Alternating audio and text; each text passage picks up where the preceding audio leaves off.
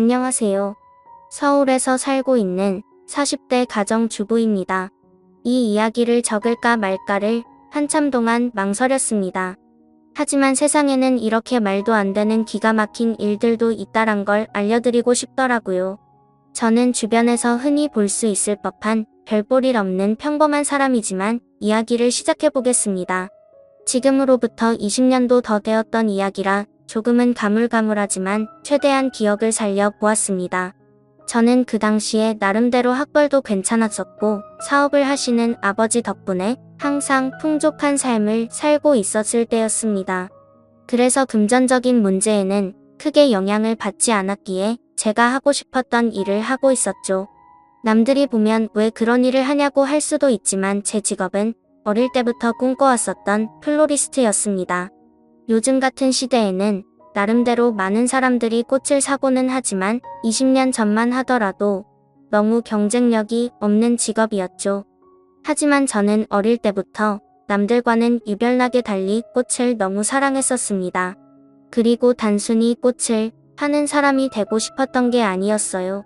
꽃이라는 식물에 대한 지식들을 사람들에게 알려주고 싶었고 예술적으로 다가가서 꽃을 디자인하는 그런 사람이 되고 싶었습니다. 아무튼 그렇게 철없이 시작했던 꽃가게는 부모님의 지원 아래에서 시작되었죠. 하지만 어느 정도 잘 되기는 어렵단 걸 알았지만 생각보다 더 처참했었네요. 장사도 잘 되지 않자 작궁한 부모님께 손을 벌리게 되자 마음이 많이 지쳐갔습니다. 그러던 어느 날이었습니다. 왠지 꽃집에는 어울리지 않을 법한 건장한 남자분께서 들어오셨죠. 저는 반가운 마음에 환하게 웃으면서 어떤 꽃을 찾으세요? 라고 물어봤습니다. 그러자 그 남자분은 쭈뼛대시더니 손가락으로 빨강색 튤립을 가리키더라고요. 빨강색 튤립의 꽃말은 영원한 사랑을 고백하는 뜻이 담겨져 있었기에 요즘 같은 세상에 이렇게 로맨틱한 남자가 다 있구나 싶었었죠. 그렇게 그 남자분을 보내면서 예쁜 사랑하시길 바랄게요 라고 말했습니다. 그 남자분은 엄청 당황해하며 인사를 하고는 재빨리 나가버렸었죠. 그런데 다음 날에도 그 손님은 어김없이 찾아오더군요. 그리고 그 다음 날도 또 그 다음 날도 찾아왔습니다. 하루도 빠짐없이 매일같이 찾아와서 솔직히 뭔가 이상하다 싶었고 별의별 생각이 다 들더군요. 하지만 내성적인 성격이라 말을 걸면 불편해하는 듯해서 괜히 참견하는 건 주제넘는다 생각했었고 항상 자주 찾아와 주셔서 고마울 따름이었죠. 그렇게 그 남자분이 오신 지도 열흘 정도가 다 되어가던 날 사고가 터지고 말았습니다. 여자 혼자서 영업하던 가게라서 항상 위험에 노출되어 있었지만 그때는 철이 없어서인지 겁도 없이 그런 걱정은 딱히 하지 않았죠. 처음 보는 남자가 들어오더니 갑자기 돌변하더니 당장 돈을 다 꺼내라고 협박을 한 거였죠. 살면서 처음 마주하는 강도였습니다. 저는 순간적으로 너무 무서워서 펑펑 울어버리면서 강도가 시키는 대로 돈을 다 꺼내서 전해줬습니다. 그렇게 뒤돌아서서 나가는가 싶었는데 갑자기 문 쪽으로 다가가더니 문을 잠궈버리더군요. 순간적으로 나 정말 큰일 났다 싶었고 제발 살려주세요 라고 소리를 질러댔습니다. 하지만 강도놈은 비열하게 웃으면서 제게 다가오고 있었고 저는 벌벌 떨고 있었습니다. 그런데 그때 때마침 유리창이 와장창 깨지는 소리가 들렸습니다. 저는 무슨 일인가 궁금했지만 무서운 나머지 차마 고개를 들 수가 없었습니다. 소리를 들어보면 누군가가 유리창을 깨고 들어와서 강도와 몸싸움을 벌여가면서 욕을 해대더라고요. 그렇게 몇 분이 흘렀던 것 같습니다. 펑펑 울고 있는데 주변의 소리가 조용해지더니 저에게 놀라서 덜덜 떨리는 목소리로 물었습니다. 괜찮아요? 어디 다친 곳 없어요? 저는 익숙한 그 목소리에 천천히 고개를 들었습니다. 얼굴을 보는데 저희 가게에 자주 오던 바로 그 남자분이었죠. 하지만 고마운 것도 고마운 거지만 상태가 심각해 보였습니다. 얼굴은 퉁퉁 부어서 엉망진창이었고 옷에 피가 계속해서 나오고 있더라고요. 저는 깜짝 놀래서 곧장 구급차를 불렀고 응급수술을 해서 큰 위기는 모면하게 되었습니다. 수술이 끝나고 한참이 지난 뒤에 그 남자분은 눈을 떴습니다. 그러면서 하는 첫마디가 황당했었죠. 응급수술까지 할 정도로 크게 다친 사람이 저를 보자마자 어디 다친 데 없냐고 하더군요. 그 말에 저는 누가 누굴 걱정해야 하는지 모르겠다며 저도 모르게 또 눈물이 났죠. 그러자 남자분은 제 어깨를 토닥여주면서 울지 말라고 하더라고요. 그런 모습을 보고 온기를 느끼자 전에는 못 느꼈던 감정들이 생겨났고 심장이 정신없이 뛰기 시작했습니다. 하지만 이 남자분은 여자친구가 있는 사람인데 이건 아니다 싶었고 저는 얼른 몸을 떼어내면서 말했습니다. 아무리 그래도 그렇지 여자친구도 있는 분이 이러시면 어떡하냐고 했죠. 그러자 남자분은 황당하다는 듯이 제가 여자친구가 있다고요? 라고 되묻더군요. 여자친구가 있어서 항상 그렇게 꽃을 사가셨던 거 아니에요? 물었습니다. 남자분은 아픈 소리를 흐느끼며 웃더라고요. 혹시 주변에서 눈치 없다는 소리 안 하시나 봐요? 라고 하더라고요. 알고 보니 그 남자분은 우연히 저희 꽃집 앞으로 지나가게 되었고 저를 처음 보는 순간 사랑에 빠졌다더군요. 그래서 눈앞에 아른거려서 며칠을 지켜보다가 용기를 내서 가게로 들어왔던 거죠. 그럼 저에게 고백하려고 튤립도 샀던 거냐고 물었습니다. 그러자 남자분은 꽃은 살면서 처음 사봤고 꽃에 꽃말이란 게 있다는 것도 처음 알게 된 거라고 하더라고요. 그러면서 마침 골랐던 꽃이 사랑의 고백이라니 너무 신기했다고 하더군요. 그렇게 저와 그 남자분은 자연스럽게 서로의 마음을 알게 되었고 저희는 평생 동안 기다려오던 상대를 만난 듯이 나날이 사랑이 깊어졌습니다. 퇴원을 할 때까지는 제가 항상 병원에 가서 알콩달콩 사랑을 키워나갔고 퇴원을 하고 부터는 일이 끝나면 항상 저희 가게로 와서 사랑을 키워나갔었죠. 그러다가 남자분은 조심스럽게 제게 말을 꺼냈습니다. 사실 우리가 아무런 조건도 따지지 않고 사랑에 빠져버렸지만 자신은 남들이 보기에는 별 볼 일 없는 직업을 가졌다고 말하더군요. 저는 솔직히 그런 건 전혀 상관없었기에 상관없다고 말하며 무슨 일을 하는데요? 라고 물었습니다. 그러자 건설업을 공부하고는 있는데 지금은 그런 꿈을 키워가면서 일용직으로 노가다를 한다고 하더라고요. 사실 평범한 직업은 아니었기에 호기심이 생기긴 했지만 그게 문제가 되는 건가 싶었습니다. 저는 직업에 귀천이 어딨겠냐며 저도 이렇게 적자 보면서 일을 하는데 나보다는 낫지 않냐며 웃었죠. 우리는 그렇게 예쁜 사랑을 키워나가게 되었고 정말 생각하지도 못한 상황이 생겨버리고 말았습니다. 그건 바로 저희 부모님이셨습니다. 남자친구와 2년간의 연애를 하다가 평생 가약을 맺기로 하였고 부모님에게 소개를 시켜주기 위해서 말을 꺼냈는데 남자친구에 대해서 이야기를 해주니 정말 불같이 화를 내시더라고요. 저는 제 남자친구를 사랑했기에 직업도 능력도 다 필요 없다고 하지만 저희 부모님은 저를 금이야 오기야 열심히 키워주셨고 돈도 안 되는 제 직업에 대해서도 저를 위해서 응원해주시면서 경제적인 지원도 아끼지 않으셨습니다. 하지만 그런 딸에게 능력도 없고 앞날이 막막한 노가다 하는 남자라니 가당치도 않으셨던 거죠. 그날부터 정말 울어도 보고 빌어도 보고 끊임없이 애원했습니다. 부모님의 생전 처음 보는 단호한 모습에 너무 슬펐고 원망스러웠습니다. 결국 저는 어쩔 수 없이 부모님을 등지고 남자친구를 선택하기로 마음을 먹었습니다. 남자친구도 그렇게까지 해서 부모님과 연락이 끊겨버리면 후회하지 않겠냐며 제 마음을 돌리려고 많이 애를 썼습니다. 하지만 저희가 상황이 나아지고 아이도 낳아서 예쁘게 사는 모습을 보면 용서를 해주실 거라 생각했고 또 그렇게 하자고 오히려 제가 남편을 설득하게 되었습니다. 오랜 상의 끝에 남자친구는 얼른 빨리 성공해서 행복하게 해주겠다고 말했고 저희는 결혼식은 생략한 채로 혼인신고를 하게 되었습니다. 처음에는 부부가 되어서 너무 행복했습니다. 매일 같이 붙어 있을 수 있어서 좋았고 떨어지지 않아도 되어서 좋았죠. 하지만 이상과 현실은 생각처럼 녹록지가 않더라고요. 부모님의 지원이 끊기게 되자 꽃집에서 생기는 적자는 도저히 감당이 되지 않았습니다. 남편이 열심히 일해서 번 돈을 밑 빠진 독에 물 붓는 짓을 할 수는 없었기에 저는 제 직업을 포기하려고 마음을 먹었습니다.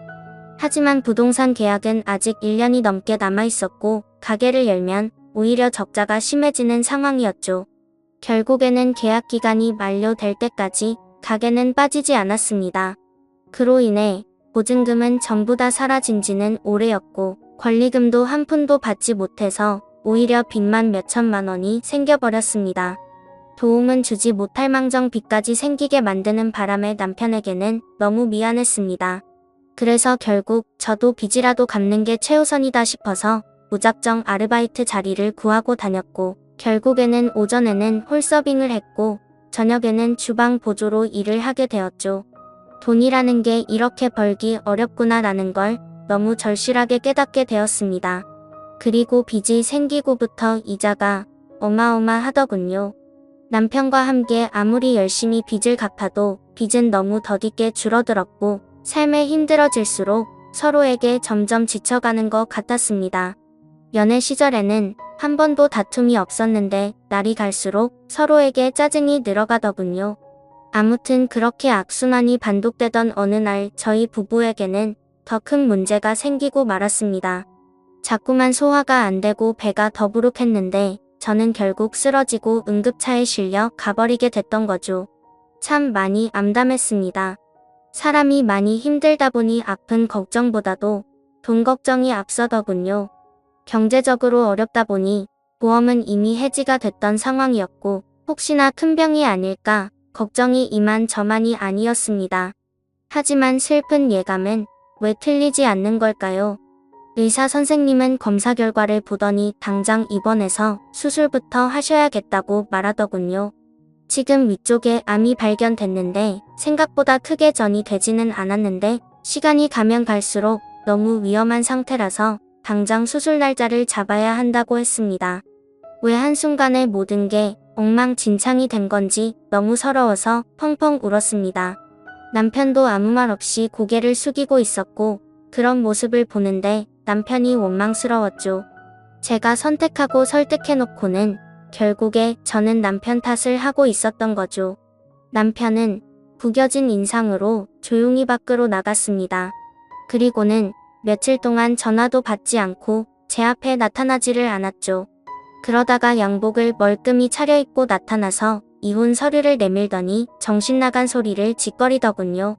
며칠 동안 고민을 해봤는데 당신과 살면서 당신 빚 때문에 내 인생도 망가진 것 같다고 말이죠. 그런데 그것도 모자라서 이렇게 큰 병을 치료해줄 돈도 없고 감당해낼 자신이 없다고 했습니다. 이제는 내가 뒷바라지 더 이상은 못하겠으니까 이혼을 해달라고 요구하더군요. 나를 위해서 온몸이 피투성이가 되어가면서 지켜주던 그 남자가 맞는 건가 싶었습니다. 몸도 온전치 못한 저를 버리고 이기적으로 저를 버린다는 모습에 너무 상처를 받았고 병실 내에 다른 사람들이 있는데도 불구하고 소리를 지르면서 욕을 해댔고 너 없으면 못 살 것 같냐고 말하면서 이혼 서류에 도장을 찍어줬습니다. 그러자 남편은 잘 지내라는 말 한마디만을 남겨둔 채 문 밖으로 나가버렸습니다. 저는 그동안 묵혀왔던 감정을 내뱉듯이 창피한 것도 모르고 소리내서 펑펑 울었죠. 옆에 있던 사람들은 저렇게 못된 남자랑은 이혼하는 게 100번 1000번 맞다며 저를 위로해주더군요. 제 곁에 아무도 없자 부모님 생각이 나서 부모님에게 연락을 드리게 되었습니다. 어머니가 뛰어오시더니 그러게 왜 그런 남자랑 결혼했냐며 저를 끌어안고 우셔서 저도 같이 펑펑 울었습니다. 그렇게 30분 정도 뒤에 아버지가 들어오셨고 일단 병실부터 옮기자며 1인실로 옮겨갔습니다. 다행히도 경제적으로 부유하신 부모님의 지원을 받고서 저는 수술을 치르게 되었고 초기에 치료를 한 덕분에 아주 건강하게 회복을 하고 퇴원을 하게 되었습니다. 건강을 회복한 이후로는 전 남편에게 뒤통수를 제대로 얻어맞은 덕분에 완전 다른 삶을 살게 되었죠. 예전처럼 순둥순둥한 성격의 여자가 아니라 그 어떤 사람보다도 독할 정도로 정말 열심히 살게 되었습니다. 순진하게 꿈꾸던 꽃집에 대한 미련은 버린 채로 아버지와 상의 끝에 사업을 이어받기 위해서 회사로 출근을 하기 시작했죠. 아버지는 그 당시에 누구나 이름만 들으면 알 수 있을 만큼의 사업을 운영하고 계셨고 몇 년 동안은 순탄하게 회사가 고속 성장을 이뤄나가고 있었습니다. 하지만 그런 행복한 일들도 오래가지는 못하였죠. 매번 사업이 성공하다 보니 겁이 너무 없어졌고 무리하게 사업을 키우다 보니 회사는 걷잡을 수 없이 무너지기 시작했습니다. 그때 절실하게 느껴졌습니다. 아무리 노력하더라도 인생은 한순간에 파탄날 수 있다는 걸 말이죠. 결국 투자자들의 빚 독촉에 시달려서 저희 가정은 풍비박산이 났습니다. 아버지는 너무 큰 좌절감으로 인해서 모든 연락을 끊은 채 사라지셨고 어머니와 저는 조그마한 여관방에서 세상에 둘만 남겨진 기분으로 서로를 끌어안고 울었습니다. 인생에 대한 허무함에 모든 걸 다 포기하고 싶었지만 도저히 그럴 수는 없었습니다.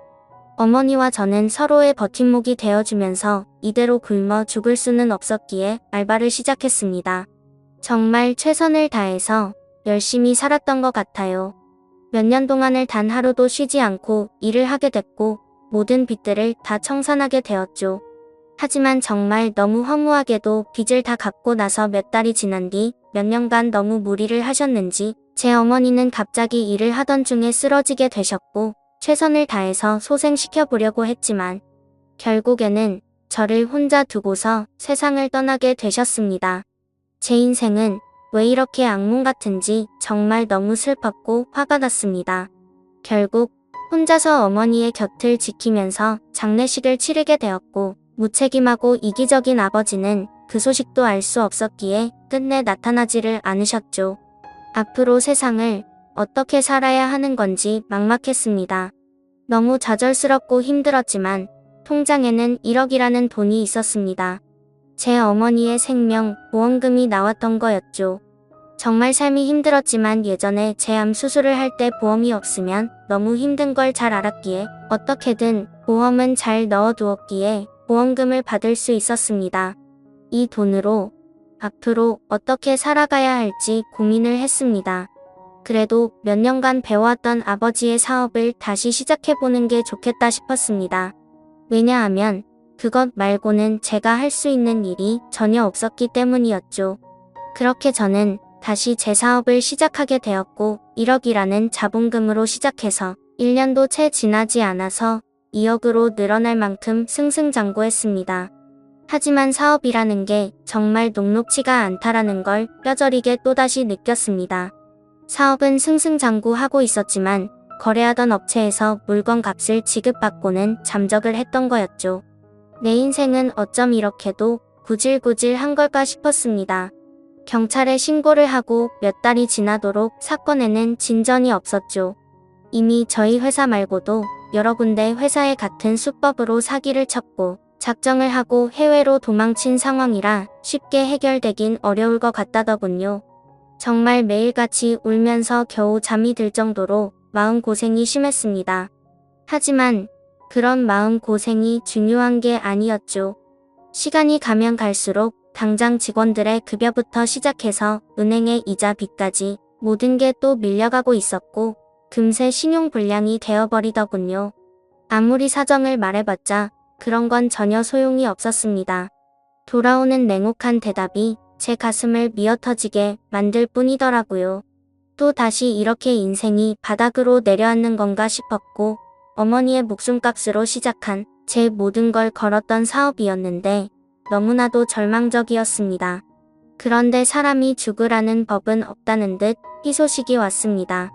저희 회사에 투자를 자처하는 사람이 있다며 거래처 사장님이 연락이 온 거였죠. 사실 처음에는 갑자기 투자를 한다기에 반신반의했습니다. 그때 당시에는 제대로 사기를 당했던지라 그 누구도 믿을 수가 없었던 상황이었기 때문이죠. 하지만 당장 직원들의 급여도 밀린 상황에 찬밥 더운 밥 가릴 노릇이 아니더라고요. 저는 전화기에 대고서 감사하다는 인사를 몇 번을 외치고서 사업 설명을 위해서 날짜를 잡게 되었습니다. 무조건 투자를 받아야 했기에 한치의 지적도 나오지 않게끔 최선을 다해서 자료를 준비하였고 일주일이 지난 뒤 약속 시간보다 조금 일찍 투자자의 회사로 찾아갔습니다. 회사 직원의 안내에 따라 혼자서 회의실에 들어가게 됐고 물이 놓인 자리들에 준비해둔 자료들을 놓아두고서 떨리는 가슴으로 기다리고 있었습니다. 그렇게 몇 분이 지나자 여러 사람이 들어올 줄 알았는데 익숙한 얼굴의 한 남자가 들어오더군요.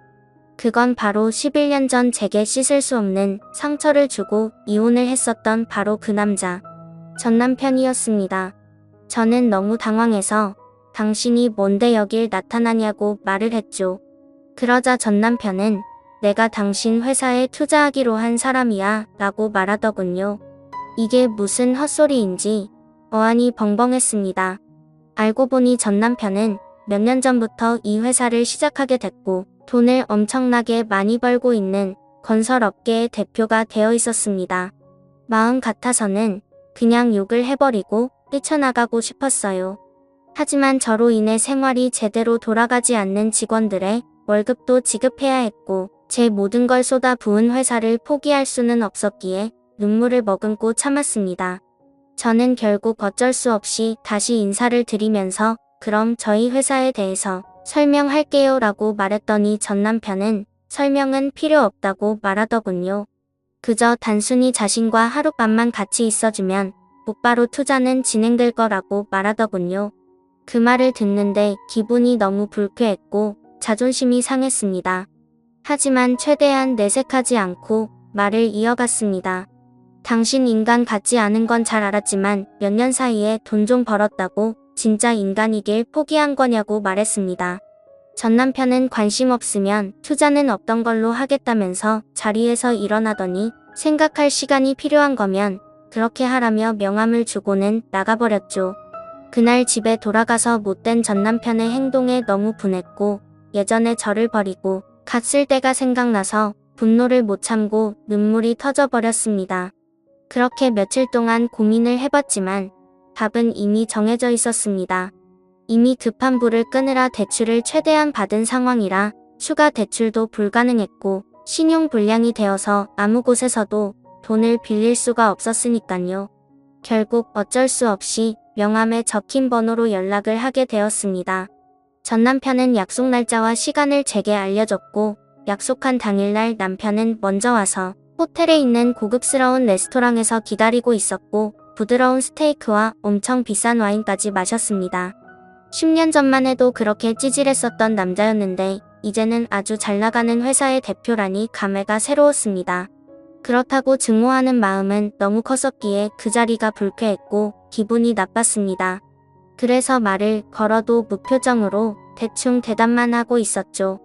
아무튼 그렇게 불쾌한 식사 시간이 끝나고 나서 미리 잡아둔 방으로 같이 향했습니다. 그런데 괜히 신경 쓰이게 전 남편은 다리를 다친 건지 저보다 한참 느리게 걸으면서 약간은 쩔뚝거리면서 걷더라고요. 그래서 저는 그 모습을 보고는 다리도 다쳤으면서 이 상황에 참 대단하다라고 말해버렸죠. 그 말을 듣고는 전 남편은 표정이 굳더니 아무 말 없이 발걸음을 옮기더군요. 결국 저희는 같이 방으로 들어가게 되었고 기분이 정말 묘했습니다. 마음속으로는 굉장히 불쾌했지만 저도 모르게 심장이 폭발할 것처럼 두근대더군요. 그렇게 한참 동안 정적이 흐르고 있는데 전 남편이 먼저 말을 꺼냈습니다. 사실은 제게 고백할 게 있다고 합니다.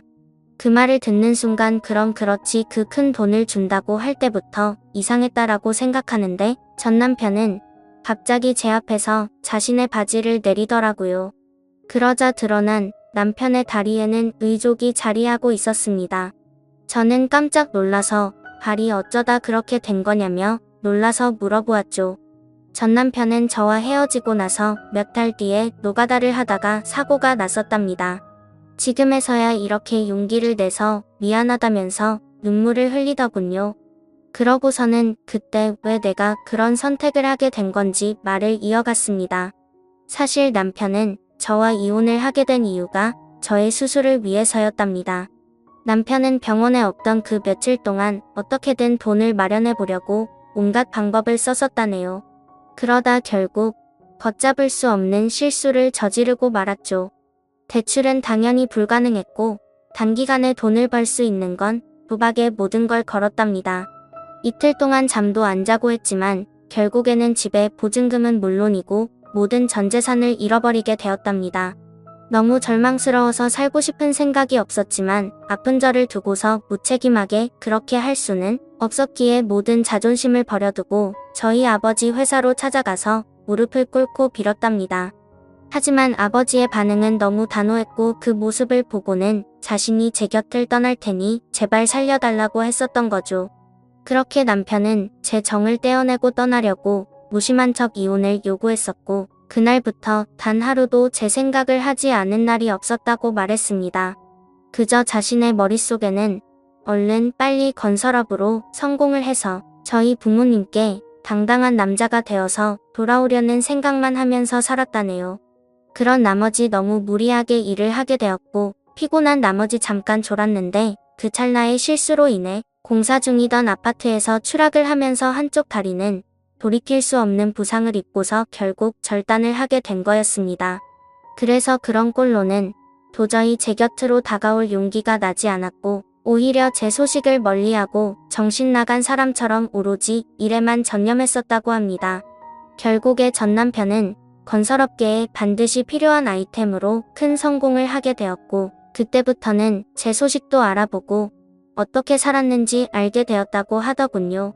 저에게 당신이 여유 많은 부모님과 함께 살면 행복하게 살고 있을 줄만 알았다며 눈물을 흘리면서 덜덜 떨면서 말했습니다.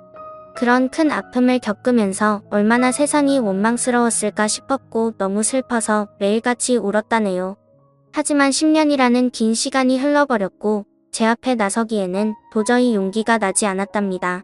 그러다가 제가 당한 사기 소식을 저희 거래처 사장을 통해서 알게 되었고 금전적으로 여유가 없는 저를 돕기 위해서 투자자로 나서기로 결심을 했었답니다. 전 남편은 제게 말했습니다. 당신을 떠나보내고 자신을 너무 원망했고 10년 동안 단 하루도 빠짐없이 후회하고 그리워했다고요. 내게는 지금도 앞으로도 당신 한 명만이 영원한 사랑이라며 저를 안아줬습니다. 저도 그런 모든 얘기들을 다 듣고 나서 눈물이 터져버렸고 아무 말도 하지를 못한 채 남편을 끌어안고서 울기만 했죠. 지금은 그날 이후로 저희는 끊어졌었던 사랑을 다시 이어붙였고 제 사업도 남편 사업도 다 승승장구해서 경제적으로는 많이 여유로워졌습니다. 한때는 세상이 무너질 만큼 힘들었었지만 저를 위해서 자신을 희생했던 남편과 지금은 어느 누구도 부럽지 않게 행복한 생활을 하고 있네요. 누구에게나 저처럼 큰 시련이 생길 수도 있겠지만 항상 좋은 미래를 생각하면서 힘내셨으면 좋겠습니다. 저의 기구한 사연을 읽어주셔서 감사합니다.